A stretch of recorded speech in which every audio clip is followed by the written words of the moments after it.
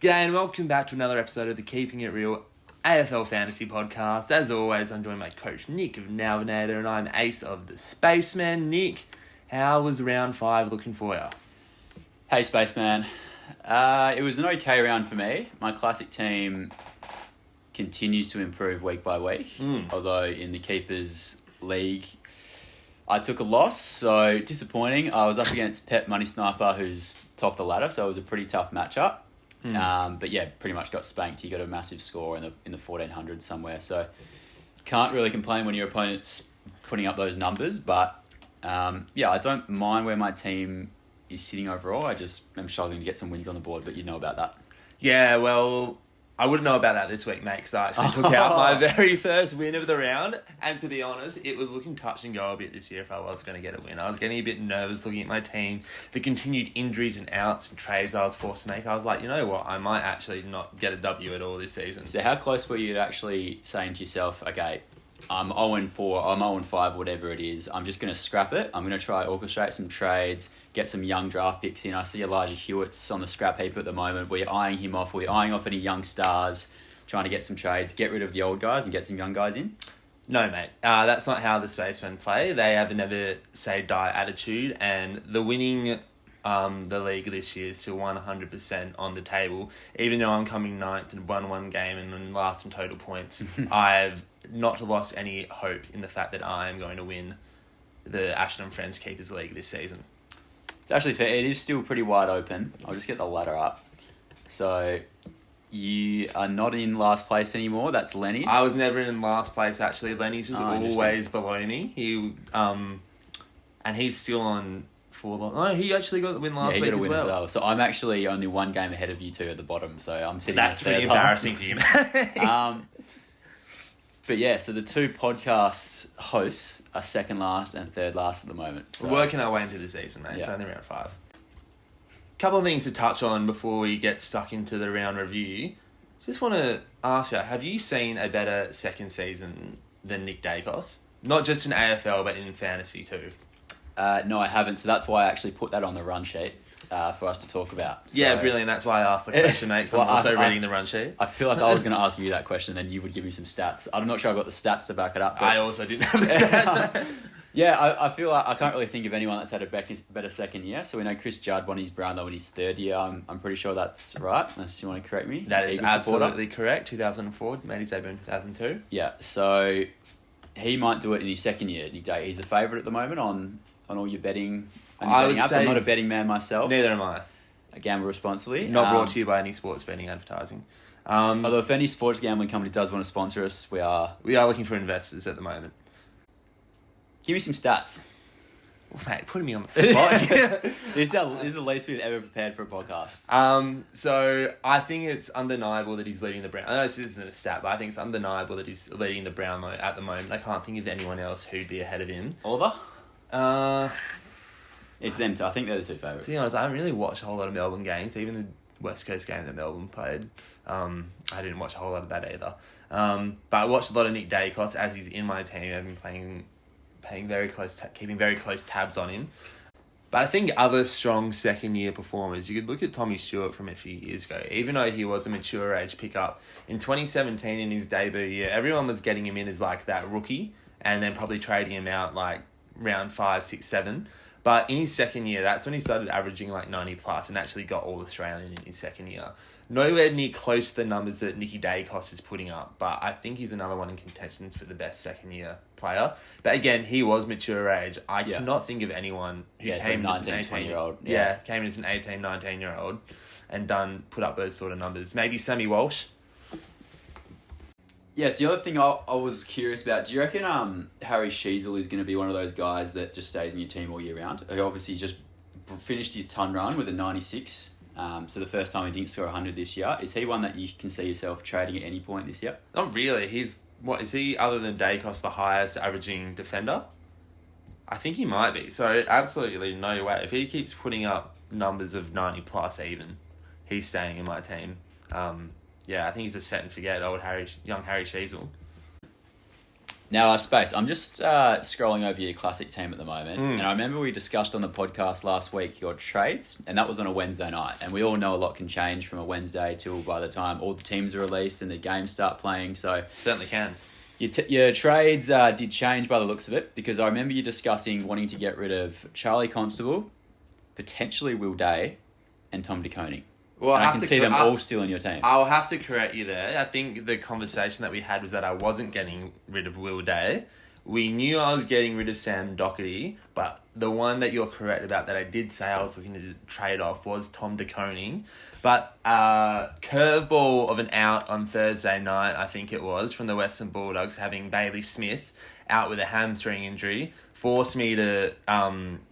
trade him out as well as Doherty, meaning TDK had to stay in my team for another week.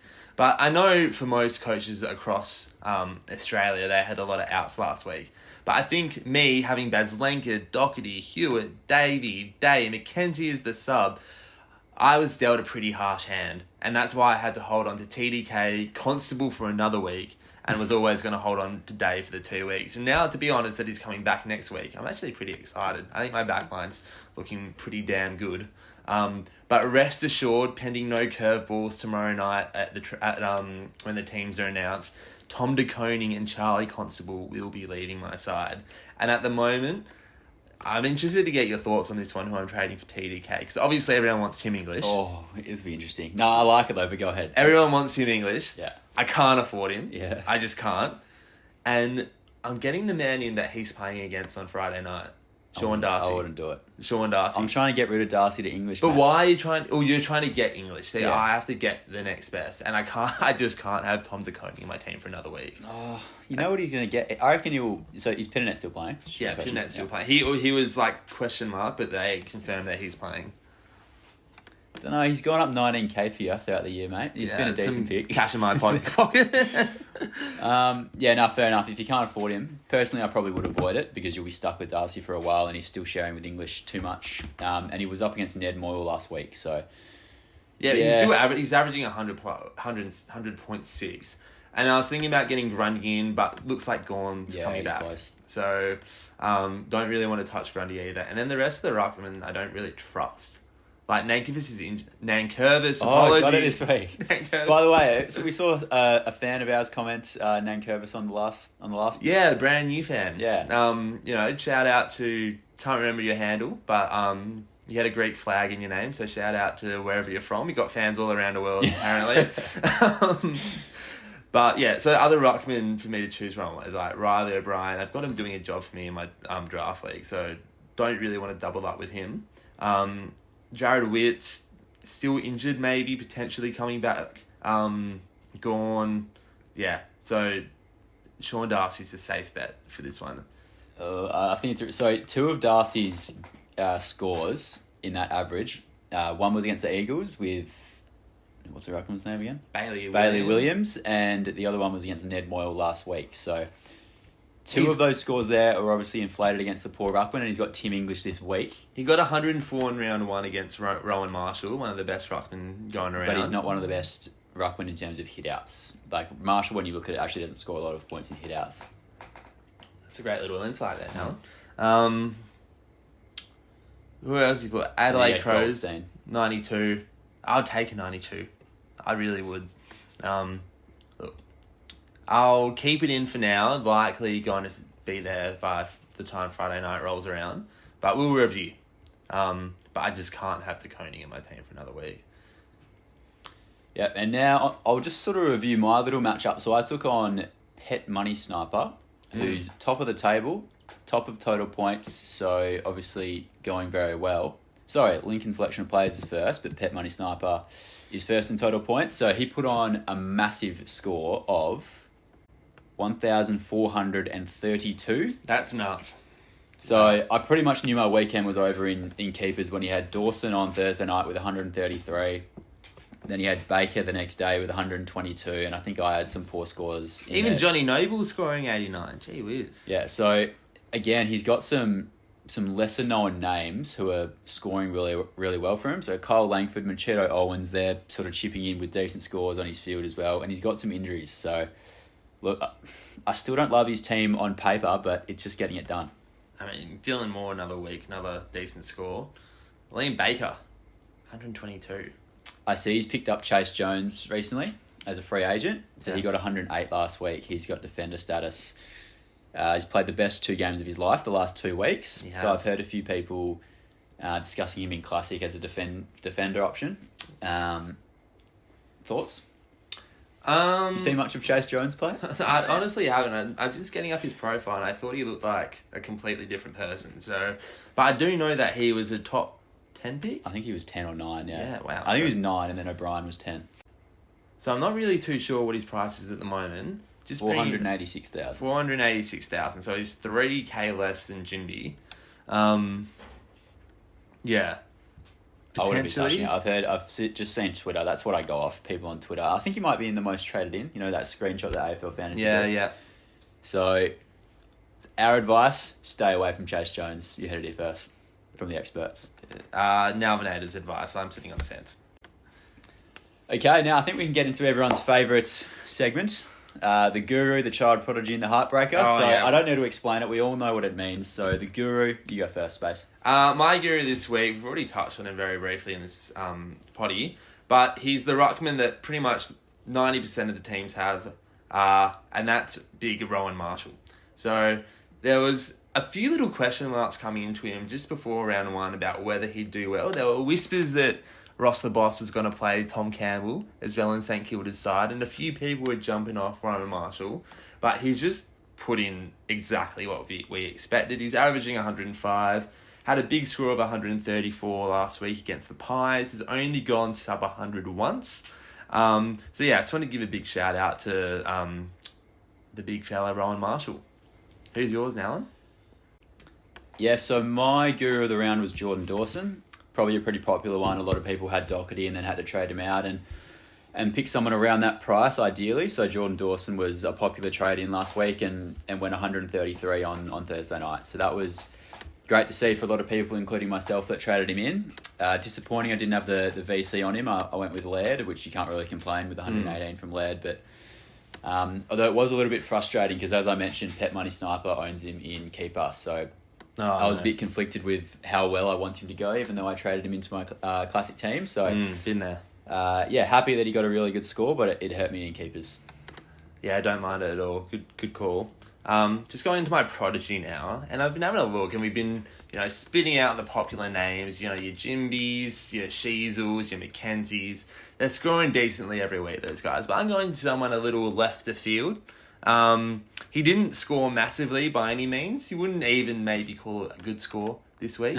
but a lot of coaches called upon him. There were a lot of outs. There were a lot of injuries last week. A lot of little 1 weekers, and we had to move him from our bench onto our field.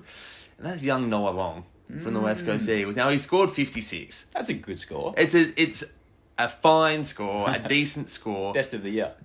Is it? Yeah, for him. Best of the year. So he knew that he was called upon by coaches, but Australia needed him to perform, and he performed the best that he could. And I think that's all we can ask against the reigning premiers in an away game for a small forward. So shout out to Noah Long. We see you. We're happy with you. You'll move back to our bench this week for most of us, but we appreciate you.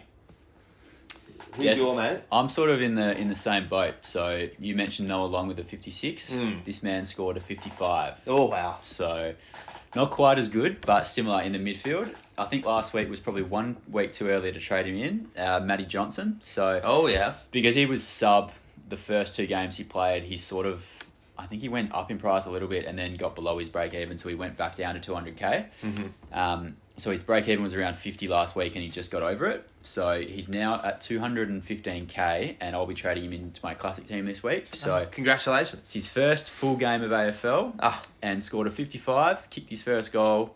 A little bit handball happy, 4 kicks, 11 handballs. But that comes with the nerves, I think. He'll get more confident. He'll start using his foot skills, which is sublime, by the way. I think so, yes. He's a very composed player. Asher Lanch is a big fan of his. Bit of David Mundy about him, I reckon. Yeah, potentially. Not sure Mundy handballed that much. But with his composure, with his kicking, I see that happening in the future for him.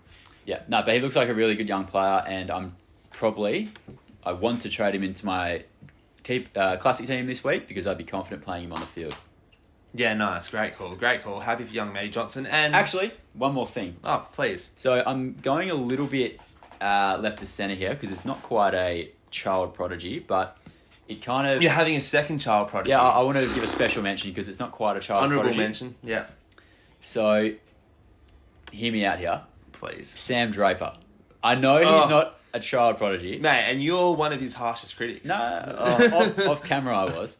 But so he's in my keeper team, and he's one that I mentioned in episode 1, I think, that he's just one where you sort of sit him on the bench, and if he's going to become a great ruckman, it's going to be in the next 1 or 2 years. He's sort of, I don't know, 4 or 5, 6 years into his career, and we know ruckman can take a little bit longer, like Max Gawn. So Yeah. I feel like this is around the time that Max Gawn really broke out and became a great player, and we're starting to see some signs from Sam Draper. What signs are you seeing? 3 goals. Ooh. 3 goals I saw on the weekend. You saw 3 goals. 3. And only 18 hitouts, but he's still sharing the load with Phillips. So Phillips is 30 and sort of just there while there's, there's no, I don't know what's wrong with Wiedemann, but Peter Wright's out as well. Yeah. So they just need an extra tall, and they're playing him sort of sharing the role with Phillips. So you'd think next year he becomes the number 1 ruckman. Well, he probably does anyway when 2 metre Peter comes back. So he's got 103 and then an 82 with 3 goals the last couple of weeks. Kicking 3 goals every week, though. Can we? No, he's trust not, that? but he's playing more ruck most of the time when Phillips is going to be gone. So I'm seeing some signs that he can become a really good AFL ruckman, and that's why he's on my bench. 103 the week before, 24 hitouts, 1 snaggeroonie. He's Yeah. also marking around the ground, so he's taking some good contested marks, which Yeah. I'm not sure he was able to do the first few years of his career. So I'm not saying he's going to be a superstar, but I think he could potentially be. That was quite a long honourable mention, but yeah, we'll take it. Now moving on to our heartbreaker. Now this man, I have faith that he won't keep breaking my heart throughout the year, but I traded him in this week for Baslenka, and I could have got any midfielder really, and I didn't. Actually, no, I couldn't get Oliver and whoever the other $1 million player is around that price, but he had a couple of slightly subpar scores and dropped down in price. So I thought, now's a great time to pounce on an underpriced Andy Brayshaw. Oh, okay.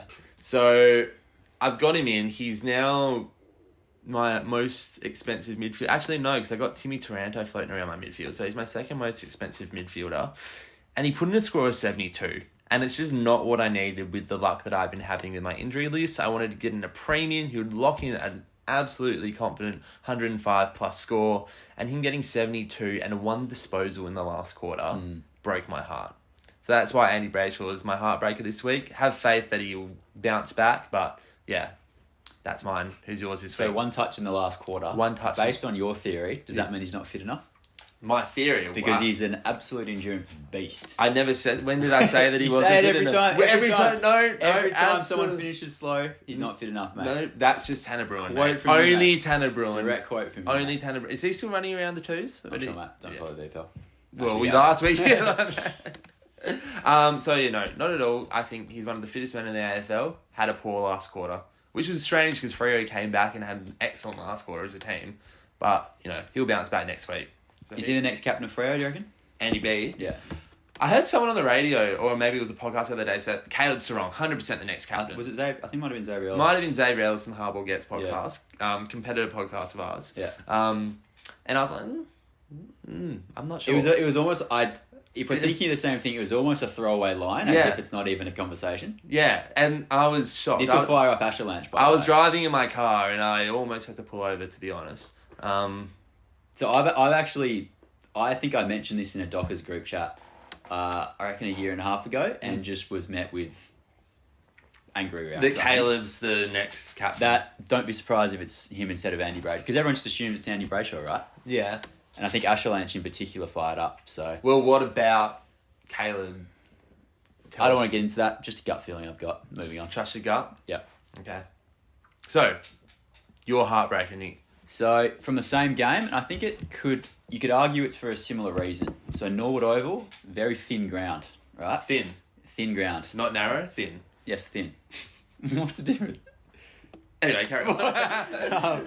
It's a bit like Subiaco. I think even thinner than Subiaco. So, what that means, very little marks on the outside, more contested game. So, that's why Caleb Strong had a massive game, or part of the reason, obviously.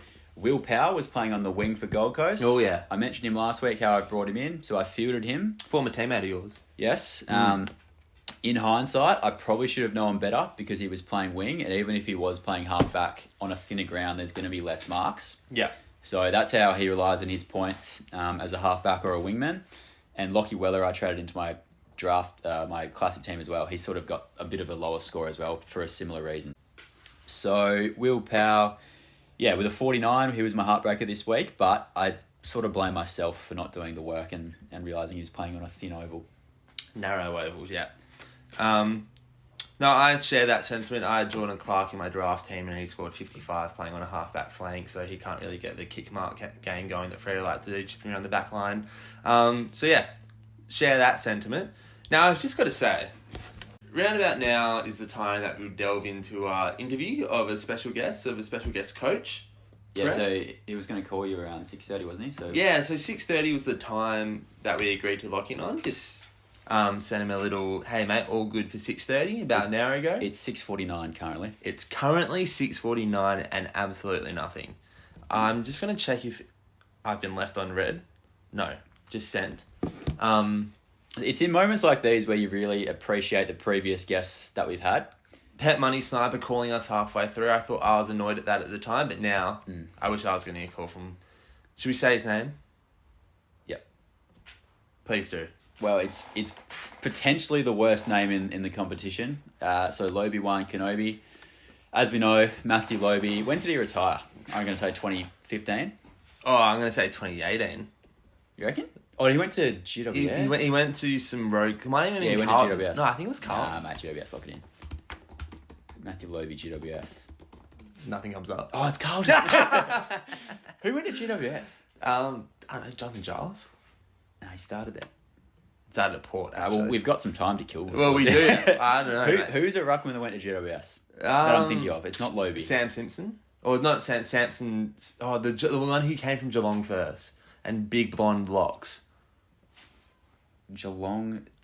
You talking Port Adelaide still? No. He finished at GWS and he had big, long, blonde locks. And he started at Geelong. In like 2010, he would have made his debut. Nathan Vardy. No, it's like Simpson or Samson. Dawson Simpson. Dawson Simpson. Yeah, no, it's not who I'm thinking of. Oh. Maybe it was an Adelaide Ruckman. Did an Adelaide Ruckman go from... Sam Jacobs. Yes, Sam Jacobs. He went to GWS. Did he? Yeah, 100%. As a coach? No, as a player. Did he? Sam Jacobs, GWS. Yeah, there's a photo of him. Did he play any games? Someone's yelling into the microphone. It was Sam Jacobs. He played 2 games in 2020. Or 7 games in 2020. Hey, when did this happen? Nah. I was deep in my COVID bubble then. I did not pick that up. 203 centimetres. He's a big boy. Never all Australian. I would have guessed 201. Bit of Riley O'Brien about him. I know they're both from Adelaide. Yeah, so Riley O'Brien really emerged and then sort of took his spot. That's right. Only 35, Sam Jacobs, as we speak. Mate, you could be playing... Yeah. How do you need him? West Coast. And Collingwood, for that matter. So still no Lewis. Yeah, it's no Lewis. And as I just saw Sam Jacobs, 203 centimetres, I reckon that's my special skill. Knowing Ruckman's height. No, AFL players' heights. I reckon if I was on the Hamish and Andy podcast, my special skill would be AFL players' heights. We'll see. I reckon it's a tough special skill to be confident that you're correct in, because I reckon there's about 3 or 4 different heights on... Correct. If you look up Sam Jacobs, GWS You'd have to profile, be specific. Sam Jacobs Wikipedia, Sam Exactly. Jacobs AFL tables, they all have 201, 2, 3. You have to be specific from the AFL database or AFL Well, website. That's the height I'm using. They're usually the same, right? But what are you referring to? I know all the heights from the AFL database. I know all the heights from the GWS. I know all the heights from their Wikipedias. Where does your specialty No, lie? I don't have a specialty in terms of the different databases, mate. So you can't be trusted then, mate. No, but that's what I'm saying. I'm saying... What am I saying? I'm saying that... You're saying a whole lot of nothing. I'm saying whenever you Google it, whatever comes up, that's what I can remember. And if it's different on So the website... Google's for like Google. Yeah, I think Google, Yeah, okay. So if I ask you what Oscar Allen's height is... 190. Oh, okay. So this is... no, this is actually a really good example, right? So I reckon he was drafted at 193, Yeah. but I reckon the website now will say 196. So if I Google Oscar Allen and the height comes up, Oscar Allen height, what are you saying? No, don't go typing Sorry, I on was your going to computer. look up his waffle one. No, just tell me Australian height. On What will Eagles... No, on Google. It will come up. It'll come up with 195. For someone special skill, you're not very confident. No, in all seriousness, Oscar Allen's a tough one. I reckon it's 197. changed. No, that's not... mate, that is not right. Hang on. Oscar Allen waffle.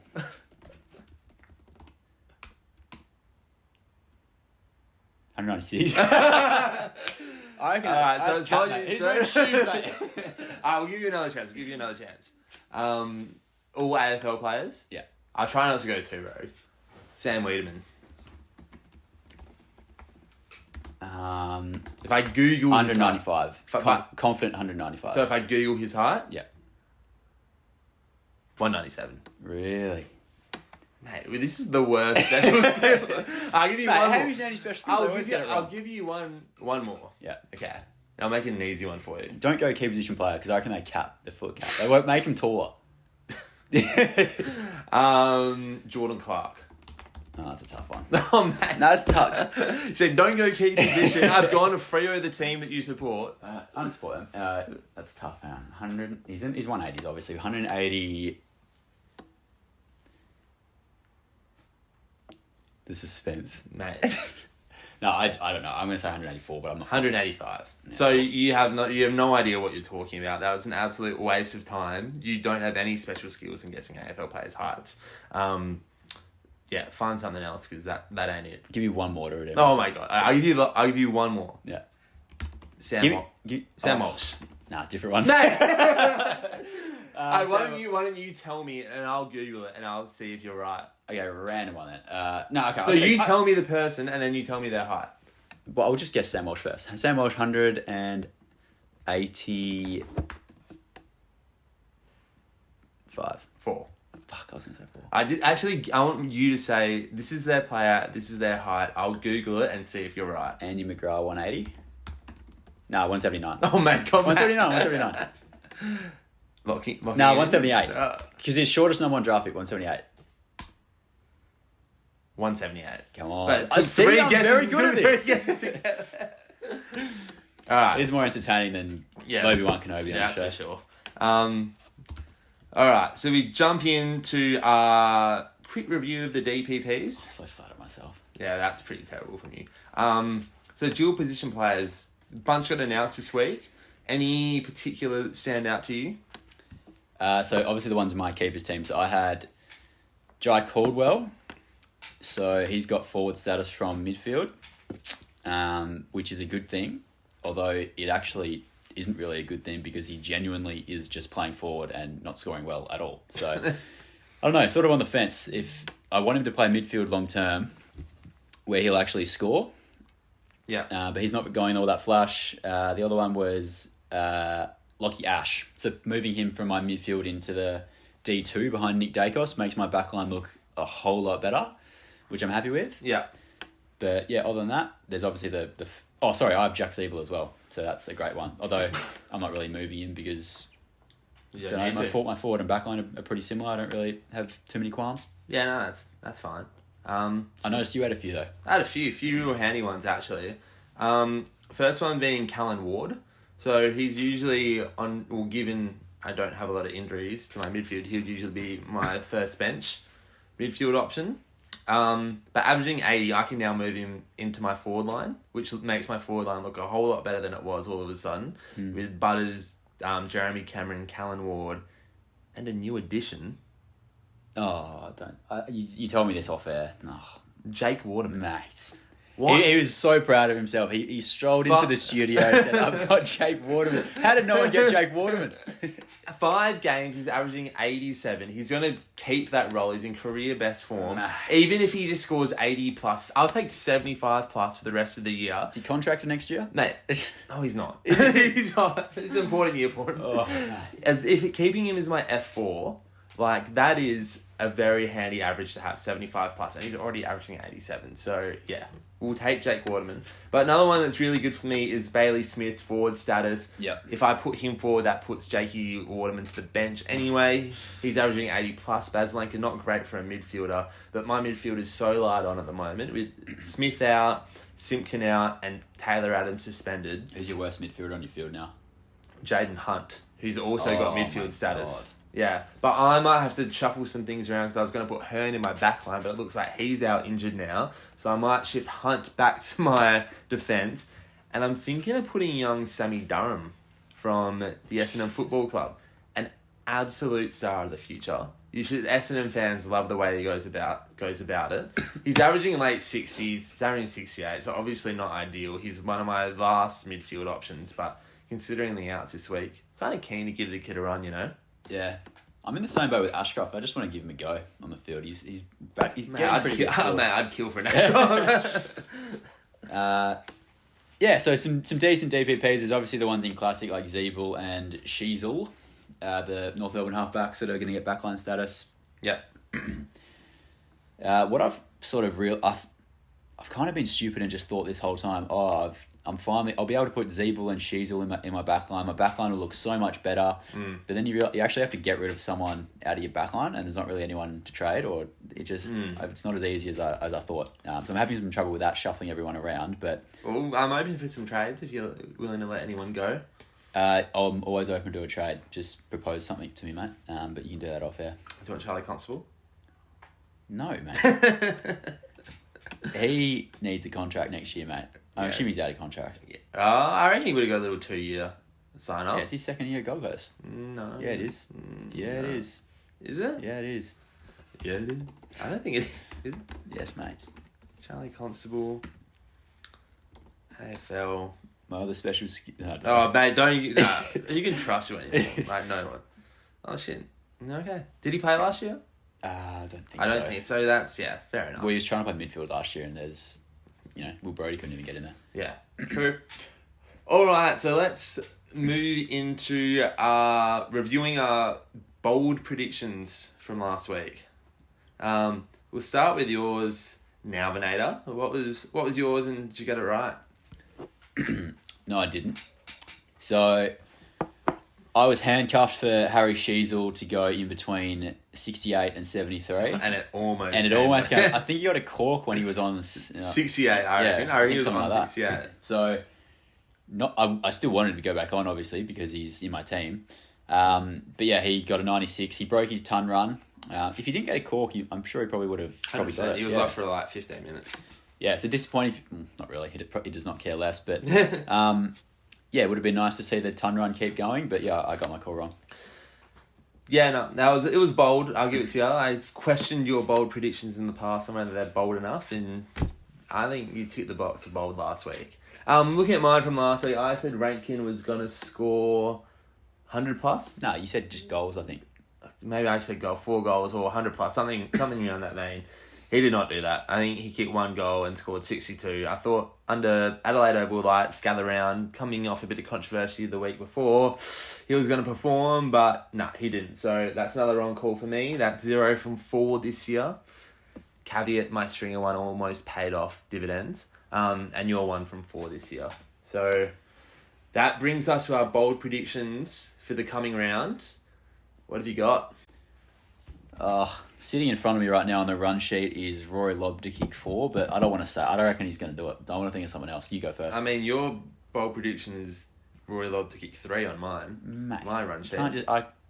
I was brainstorming back Mate, last you night. can't brainstorm the bold prediction. Mate, we get to... The word 4 came out of my mouth, mate. We That's all that matters. we get to free to air. We get to the recording. You guys have your bold prediction sorted. So I'm locking in Rory Lobb to kick 3. That's what's on the run sheet. Well, that's not... You letting me say that's not bold, I don't reckon. I reckon it's bold. Nah. I reckon you kick 5, mate. I'll say kick 5. Kick 5? Yeah.